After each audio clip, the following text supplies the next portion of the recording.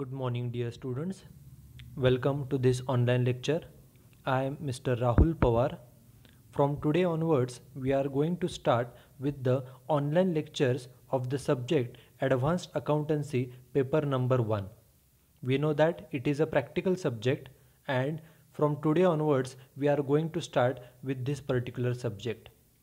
In this particular lecture, we are going to see the syllabus of the subject, and after that we will see the nature of the question paper. So let's start with the syllabus. In this particular syllabus, there are 4 units. Out of these 4 units, the first unit is a theoretical unit and remaining 3 units are practical units. आपल्याला या सब्जेक्टमध्ये एकूण 4 topics आहेत, 4 units आहेत, ज्यामधले पहिलं जे unit आहे, unit number 1, हे थिअरॉटिकल युनिट आहे आणि उरलेले जे काही 3 युनिट्स आहेत हे प्रॅक्टिकल युनिट्स आहेत. This is unit number 1. The title of this unit is Introduction to Accounting Standards. Okay, this is the title of this unit, and in this particular unit, in this particular chapters, we are going to study 5 subpoints. या युनिटमध्ये, या चॅप्टरमध्ये आपण एकूण 5 subpoints पाहणार आहोत. The first subpoint is meaning of accounting standards. In this particular point, we are going to study the meaning as well as the definition of accounting standards. Accounting standards म्हणजे काय, accounting स्टँडर्डच्या definitions काय आहेत हे आपण या पॉईंटमध्ये पाहणार आहोत. This is first sub point. After that the second sub point is objectives and need of accounting standards. Okay, जे अकाउंटिंग स्टँडर्ड्स असतात ते अकाउंटिंग स्टँडर्ड्स करण्यामागं उद्देश काय आहे, ऑब्जेक्टिव्स काय आहे आणि त्याची नीड म्हणजे गरज काय आहे, कशासाठी हे कोणत्या कारणासाठी अकाउंटिंग स्टँडर्ड तयार केले जातात, अकाउंटिंग स्टँडर्ड बनवण्यापाठीमागं त्याचे उद्देश काय आहेत आणि त्याची गरज काय आहे हे आपण या पॉईंटमध्ये पाहणार आहोत. This is point number 2, sub point number 2. Then after that the third sub point is introduction to IFRS. Now question is, what is IFRS? The full form of IFRS is International Financial Reporting Standards. In short, it is called as a International Accounting Standards. Normally, the accounting standards are framed by every country. प्रत्येक देश आपल्या देशासाठी accounting standard तयार करतो. Okay, परंतु all over वर्ल्डसाठी, पूर्ण जगभरामध्ये जेवढे काही देश आहेत त्या सर्वांसाठी मिळून जे काही इंटरनॅशनल लेव्हलचे अकाउंटिंग स्टँडर्ड तयार केलेले आहेत त्याला IFRS म्हणजेच इंटरनॅशनल फायनान्शियल रिपोर्टिंग स्टँडर्ड्स असं म्हटलं जातं. या पॉईंटमध्ये आपण IFRS म्हणजे काय हे आपण यामध्ये पाहणार आहोत. This is sub point number 3. After that the sub point number 4 is difference between, that is distinction between Indian GAAP and IFRS. जे इंडियन गॅप आहे, what is GAAP? GAAP stands for generally accepted accounting principles. This is the full form of GAAP. Normally, this type of questions are asked in the objective type exams. Okay, the full form of gap is ...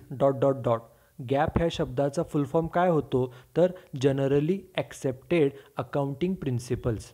आणि मगाशी सांगितल्याप्रमाणे what is IFRS? IFRS stands for international financial reporting standards. या दोन्हीमध्ये, Indian गॅपमध्ये आणि IFRSमध्ये काय difference आहे, distinction means difference, तो देखील आपण या पॉईंटमध्ये पाहणार आहोत. This is sub point number 4. And at the end of this particular topic we are going to study how to read the financial statements. What is financial statements? In short, financial statements means final accounts. Right from 11th standards, we studied the final accounts. Okay, final accounts includes preparation of profit and loss account and preparation of balance sheet. We know that we prepare the profit and loss account for the year ended 31st March and we prepare the balance sheet as on. आपण profit and loss account जे आहे ते वर्षाच्या शेवटी तयार करतो आणि balance sheet देखील वर्षाच्या शेवटच्या दिवशी तयार केली जाते. Why we prepare this final accounts? For the reason is the profit and loss account is prepared to know the profitability position and the balance sheet is prepared to know the financial position of the business. And in this particular sub point, Subpoint number 1.5, we are going to study how to read these financial statements of the business. बिझनेसचे जे financial statements असतात, ज्यामध्ये profit and loss account, ज्यामध्ये balance sheet येतं, ते कशा पद्धतीनं read केलं जातं हे आपण या पॉईंटमध्ये पाहणार आहोत. This is the syllabus of unit number 1. Then this is as discussed or as told earlier that this particular unit is completely a theoretical unit. हे जे युनिट आहे हे completely theoretical unit आहे. Okay, this is a theoretical unit. Then we will see the second unit. This is unit number 2. The title of unit number 2 is Selected Accounting Standards with Practical Problems. Okay, in the title itself it is mentioned that here we are going to see the practical problems. आपल्याला हेडिंगमध्ये सांगितलं आहे की हा topic कशावरती depend आहे, तर selected म्हणजे ठराविक accounting standards. Okay, there are number of accounting standards which are issued in our country. Okay, but out of those standards we are going to study the selected few accounting standards, and on the basis of these few standards we are also going to see the practical problems. आपण ठराविक accounting standards पाहणार आहोत आणि त्याशी related जे काय problems आहेत ते देखील आपण या टॉपिकमध्ये पाहणार आहोत. मग बघा या टॉपिकमध्ये काय काय सांगितलं आहे. There are total 6 sub points. The first accounting standard is टायटल्ड as Indus 1. What is Indus? Indus means Indian accounting standards. Okay, Indus हा जो शब्द आहे त्यामध्ये पहिले 3 अक्षर बघा, IND. IND stands for Indian and AS stands for accounting standards. So Indus means Indian accounting standards. The first Indus 1 is based on presentation of financial statements. Okay, जे आपले फायनान्शियल स्टेटमेंट्स असतात, प्रॉफिट अँड लॉस अकाउंट असेल, balance sheet असेल, त्याचं presentation कशा पद्धतीने केलं जातं त्यासाठीचं हे पहिलं अकाउंटिंग स्टँडर्ड आहे Ind AS 1. Then second Indus 2 is inventories. Inventories means closing stock. Okay, it is based on or it is हे जे अकाउंटिंग स्टँडर्ड आहे हे इन्व्हेंटरीसाठी आहे, स्टॉकसाठी आहे. ओके, हे दुसरं अकाउंटिंग स्टँडर्ड आहे. त्यानंतर सिलेबसमध्ये थर्ड अकाउंटिंग स्टँडर्ड आहे ते इंडस 11 आहे. Indus 11 is for construction contracts. जे कन्स्ट्रक्शनचे कॉन्ट्रॅक्ट्स घेतले जातात, कॉन्ट्रॅक्टीमध्ये जे हे कन्स्ट्रक्शन कॉन्ट्रॅक्ट होतात त्याचं अकाउंटिंग कशा पद्धतीने केलं जातं that we are going to study in this particular sub point. Then next accounting standard is Ind AS 16 which is on property, plant and equipment, which is popularly known as PPE. Okay, PPE stands for property, plant and equipment. In short, it is based on the fixed assets of the business. Okay, अगोदर या accounting स्टँडर्डला fixed assets असं title होतं, but now under Ind AS it is retitled as property, plant and equipment. त्याच्यामध्ये accounting कशा पद्धतीनं केलं पाहिजे, एखाद्या प्रॉपर्टीचं, प्लांटचं, इक्विपमेंटचं, थोडक्यामध्ये फिक्स्ड असेटचं अकाउंटिंग कशा पद्धतीने केलं जातं as per Ind AS that we are going to see in this particular point. After that the fifth accounting standard for our syllabus is Indus 18. Indus 18 is based on or is on the revenue. Okay, how the revenue should be recognized, when it should be recognized, that we are going to see in this particular point. एखादा revenue असेल, एखादं income असेल तर ते कशा पद्धतीनं त्याचं recognition केलं जातं, तो कधी रेकग्नाइज करायचा, कशा पद्धतीनं रेकग्नाइज केला जातो ते आपण या टॉपिकमध्ये पाहणार आहोत. And last accounting standard for our syllabus is Ind AS 40 which is on the investment property. Okay, these are the 6 accounting standards for our syllabus.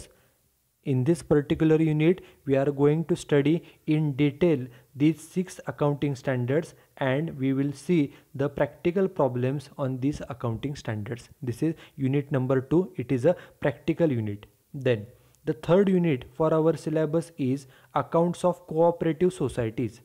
Cooperative societies means सहकारी संस्था. Okay, in this particular unit we are going to prepare the final accounts of cooperative societies, and when we have to prepare the final account we are given the trial balance and certain adjustments. This topic is similar 2. The preparation of final accounts of sole proprietary and partnership firm which we have studied in the 11th and 12th standard. आपण 11वी आणि 12वी मध्ये sole proprietary कन्सर्नचं final account आणि partnership final account पाहिलेलं आहे, ज्यामध्ये आपण trading account, profit and loss account आणि बॅलन्स शीट तयार करतो. कशा प्रकारे? तर with the help of trial balance and adjustments. Okay, in this particular unit we are going to study how the final accounts of cooperative societies is prepared. एखाद्या cooperative सोसायटीचं final account कशा पद्धतीने तयार केलं जातं. मग ती कन्झ्युमर कोऑपरेटिव्ह सोसायटी असेल किंवा क्रेडिट कोऑपरेटिव्ह सोसायटी असेल किंवा डेअरी कोऑपरेटिव्ह सोसायटी असेल. हे कोऑपरेटिव्ह सोसायटीचे वेगवेगळे टाईप्स आहेत. Okay, consumer cooperative, credit cooperative, dairy cooperative. काही कोऑपरेटिव्ह सोसायट्या ह्या क्रेडिट म्हणजे कर्ज पुरवठा करतात. काही कोऑपरेटिव्ह सोसायटी डेअरी म्हणजे दुग्ध व्यवसायाचं काम करत असतात. काही कोऑपरेटिव्ह सोसायटी या कन्झ्युमर ग्राहकांसाठीचं सर्व्हिस प्रोव्हाइड करतात, गुड्स प्रोव्हाइड करतात.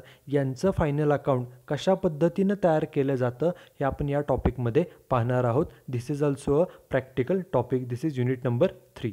Then the last unit for our syllabus is book building and underwriting. Okay, this is the title of this particular unit. Okay, टॉपिकचं नाव काय आहे तर book building and underwriting. In this particular unit we are going to study the meaning of book building and meaning of underwriting.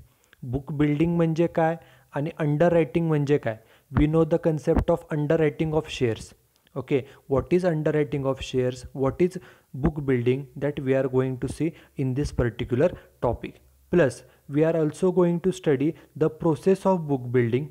Okay, book building करण्याची process काय असते.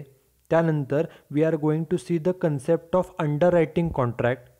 After that we will see the provisions of Companies Act 2013 relating to the underwriting. Okay, underwriting म्हणजे काय, book building म्हणजे काय, त्याच्याशी related account company ॲक्टमध्ये provisions कोणकोणते आहेत हे सर्व आपण या टॉपिकमध्ये पाहणार आहोत. आणि त्यानंतर जो प्रॅक्टिकल पार्ट आहे तो 4.5 पासून स्टार्ट होतो. तो आहे कॉम्प्युटेशन ऑफ नेट लायबिलिटी. अंडररायटिंगमध्ये नेट लायबिलिटी कशा पद्धतीने केली जाते आणि अकाउंटिंग एंट्रीज काय केल्या जातात हे देखील आपण या टॉपिकमध्ये पाहणार आहोत. Okay, now you will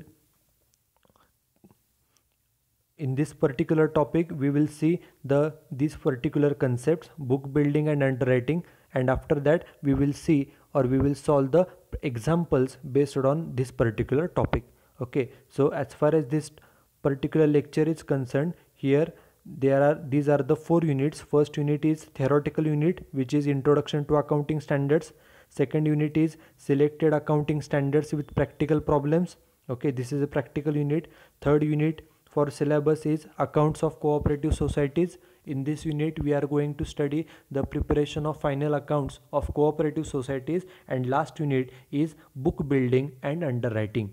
Okay, in this particular unit, in this particular chapter we will study what is book building, what is underwriting, how the underwriting contracts are undertaken, what are the provisions of Companies Act regarding underwriting, and we will see the computation of net liability under underwriting contract. Underwriting कॉन्ट्रॅक्टमध्ये liability कशी find out केली जाते एखाद्या अंडररायटरची. Okay, accounting entries कशा पद्धतीने केल्या जातात अंडररायटिंगच्या हे आपण या टॉपिकमध्ये पाहणार आहोत. These are the 4 topics for your syllabus. Now these are the reference books and reference websites. Okay, all these 4 units. Okay, first unit is theoretical, which is based on accounting standards. Second unit is practical on selected accounting standards. Third unit is based on cooperative societies, and last unit is based on book building and underwriting. The syllabus or the contents of all these 4 units are available in these reference books. Okay, you can see this, you can check these reference books for taking the notes. Okay, you can check the first book, which is Advanced Accountancy, which is written by Shukla and Gerewal. Second book is Advanced Accountancy, the author name is R.R. Gupta. Third book is Steps in Advanced Accountancy, the author name is Maheshwari. Fourth book is titled as Advanced Accountancy, authors are Jain and Narang. Then fifth book is Advanced Accountancy of S.P. Iyengar, and last book, which is important for topic number 2, This is topic number 2, selected accounting standards. Okay, these contents are available only in this particular book. जे आपलं second topic आहे selected accounting standards with practical problem, ते फक्त या एका टॉपिकमध्ये available आहे, ज्याचं title आहे students guide to accounting standards and author name is DS Rawat. Okay, these are the reference books. In these books you can get the notes of all these units, and these are the two websites. First website is official website of Institute of Chartered Accountants of India, which is www.icai.org, and second website is ICSI.org, which is official website of Institute of Company Secretary of India. These are the websites, these are the references for your syllabus. Then the second last part of this lecture is the nature of question paper.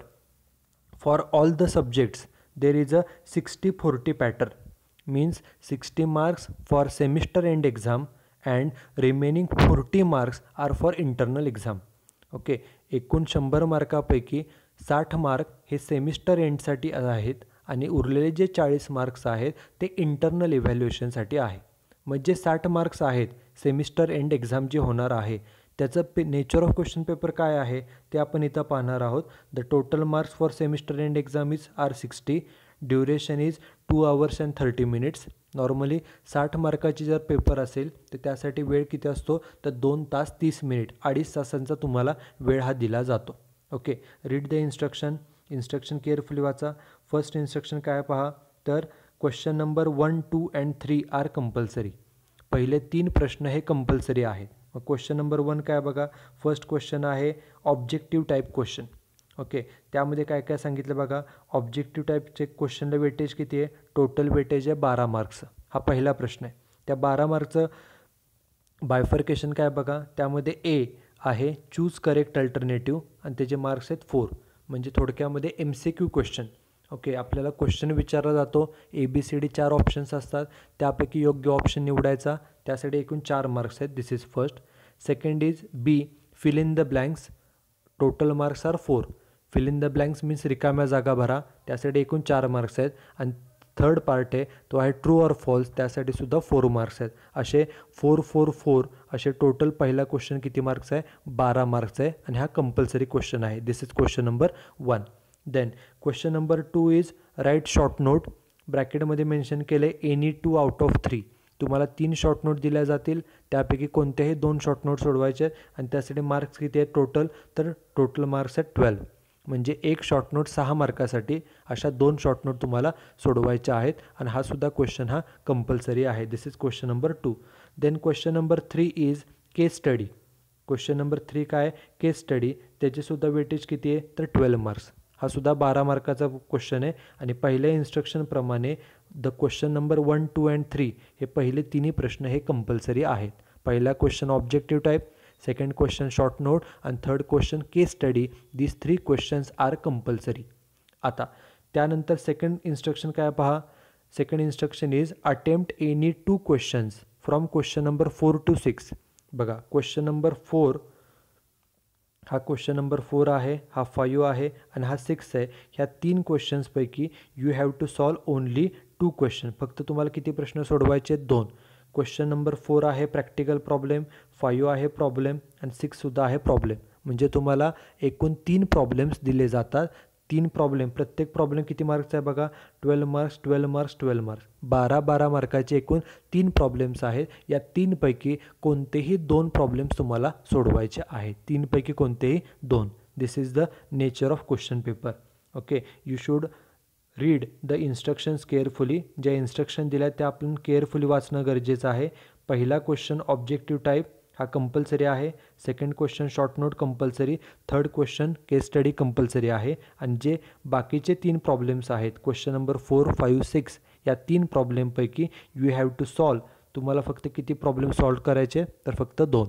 This is the nature of question paper.